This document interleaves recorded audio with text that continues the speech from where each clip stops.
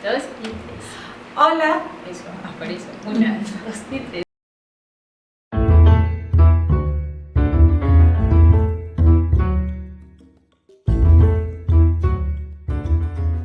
Hola. Bienvenidos a Get Fluent Spanish. Para hoy tenemos un video muy interesante.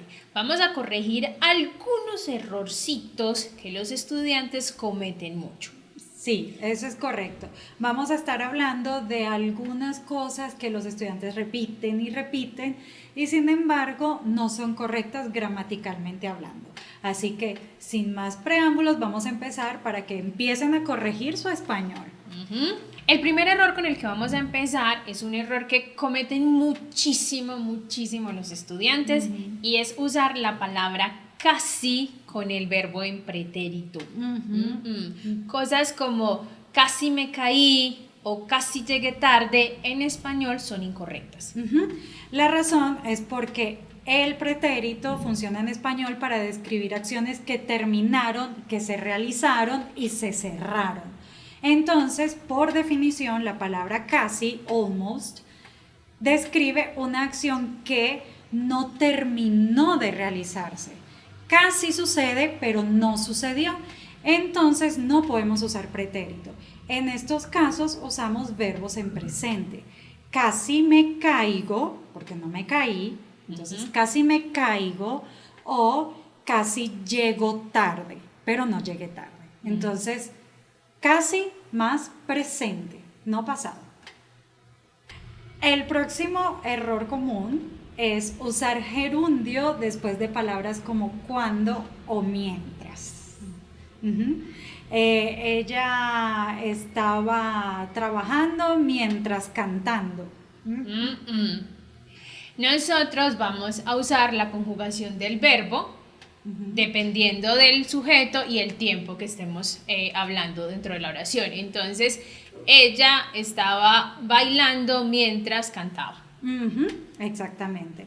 O nosotros estábamos estudiando cuando estábamos cocinando, ¿sí? Entonces, no podemos usar gerundio después de palabras como cuando o mientras. Deben usar un verbo conjugado en un tiempo y en una persona concretos.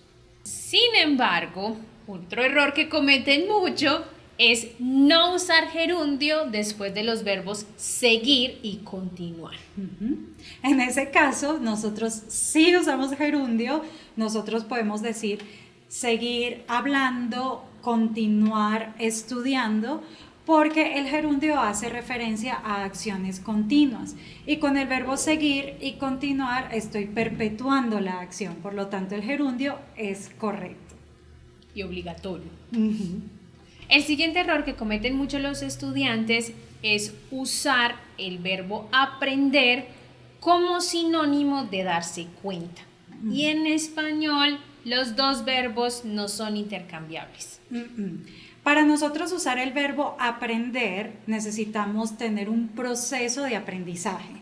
Si ese proceso no existe, entonces el uso del verbo es incorrecto. No podemos usar el verbo aprender cuando simplemente tenemos una información nueva por casualidad. Es decir, cuando notamos algo, cuando nos damos cuenta de algo, no podemos decir aprender porque no hay proceso. Entonces yo puedo decir que yo aprendí a nadar, ¿sí? Aprendí a hablar español o inglés, pero no puedo decir que aprendí que mi papá no es mi papá.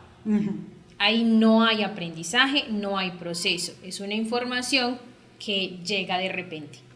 Ahí tienes que usar me di cuenta. El siguiente error común es usar el verbo estar en la siguiente expresión. Estar tarde. No estamos tarde, nunca. En español nunca estamos tarde, pero podemos usar otros verbos dependiendo del tiempo, ¿sí? En el que estamos con respecto a la acción que tenemos que hacer. Entonces, si yo miro el reloj y tengo alguna cita y veo que ya el tiempo no es el que necesito, yo voy a decir que me cogió o me agarró la tarde. O si estás en el camino y ves el reloj y es tarde para tu reunión, dices, uy, voy tarde, porque estás en la vía. Y en el momento en el que estás en el lugar, dices... Llegar tarde. El verbo es llegar, to arrive. Entonces, nunca, chicos, estar tarde. Llegar tarde. O, en su defecto, los otros verbos dependiendo del momento en el que te das cuenta que vas a llegar tarde. Okay. Otro error que cometen mucho los estudiantes es usar después de y antes de con un verbo conjugado. Y esto es incorrecto. La razón por la que es incorrecto es porque de es una preposición. Y como regla general en español, ningún verbo que está después de una preposición puede conjugarse. Deben estar en infinitivo.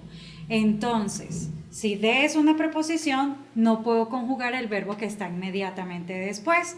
Entonces debo decir, antes de dormir, me cepillo los dientes. La segunda parte, me cepillo los dientes, deja suficientemente claro que estoy hablando de mí. O después de salir de la casa, voy a ir a bailar. Si es completamente necesario para ustedes indicar cuál es la persona que realiza la acción, porque puede ser confuso, pueden decir, después de Merly llegar a su casa, va a la cama. El siguiente error es me gusta mejor. Eso suena horrible. Esa es una traducción literal de I like it better, pero no funciona. No, en español a nosotros nos gusta más, no mejor, nos gusta más. Por ejemplo, me gusta más comer papitas fritas que platanitos. ¿O cuál película te gustó más? Me gustó más la película de Coco. El siguiente error súper común es decir, buscar por y pedir por. En inglés, ustedes necesitan preposiciones para construir un nuevo verbo. Por ejemplo, to ask es para nosotros preguntar y to ask for es para nosotros pedir, ¿sí? Entonces, ustedes necesitan esa preposición, ¿sí? El mismo verbo, diferente el mismo verbo, diferente preposición para construir un nuevo significado. Nosotros tenemos un verbo para eso. Lo mismo sucede con el verbo to look. Si ustedes buscan en el diccionario o bueno, saben español, saben que el verbo to look significa mirar. Cuando ustedes añaden la siguiente preposición, to look for, crean un verbo completamente diferente y nosotros tenemos ese verbo, que es el verbo buscar. ¿Sí? Esto pasa muchísimas veces en inglés con diferentes verbos, entonces recuerden, si ustedes ponen preposiciones para crear verbos diferentes, nosotros probablemente tenemos un verbo específico que no necesita de esa preposición. Entonces, en resumen, buscar más un objeto directo sin por y pedir más objeto directo sin por. Pedir y buscar.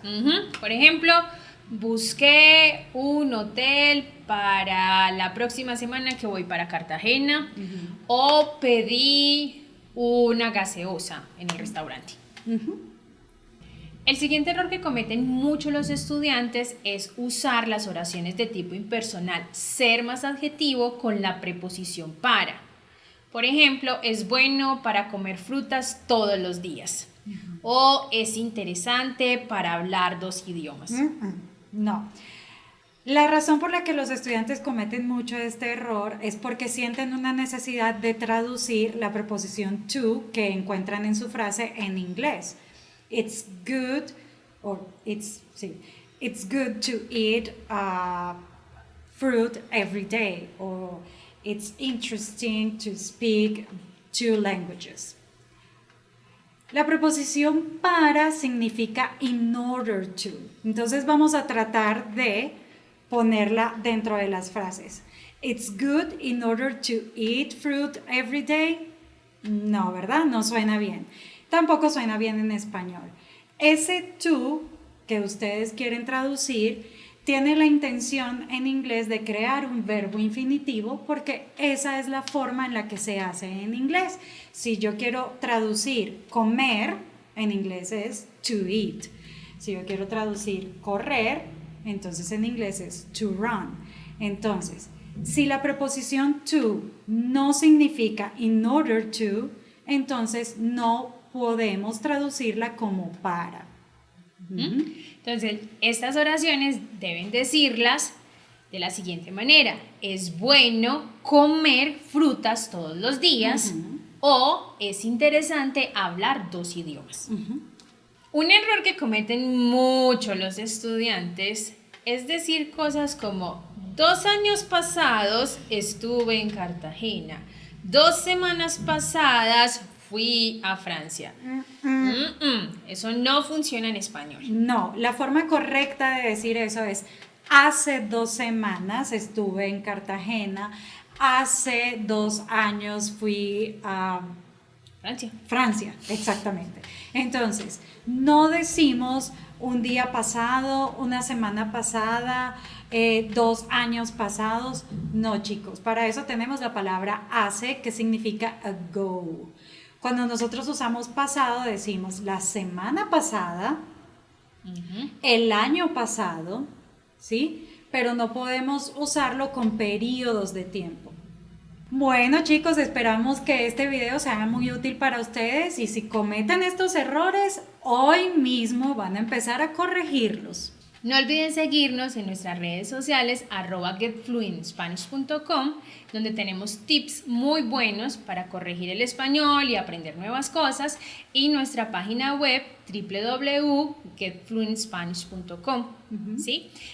En esta página tenemos lecciones, podcast y ejercicios. Hasta la próxima. Chao.